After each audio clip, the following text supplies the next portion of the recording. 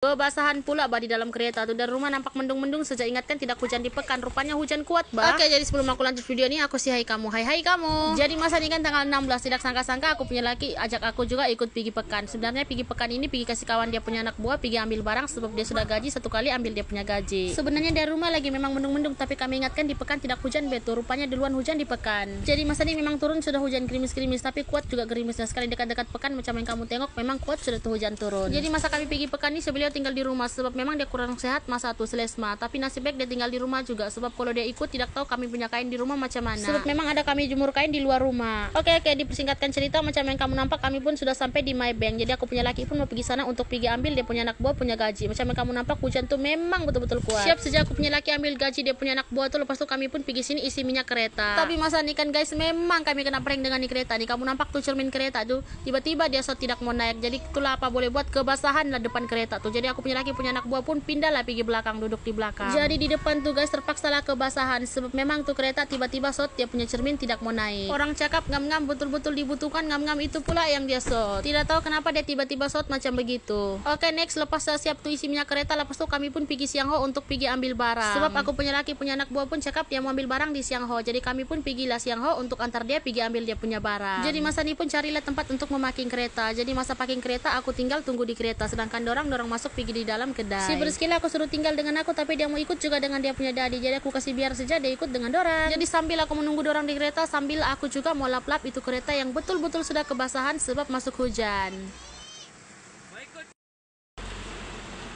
Macam biasa lah guys, aku tunggu dorang di kereta. Kamu nampak nih hujan tuh macam yang aku tadi kamu tengok tuh, hujan penanggalang dia punya kuat.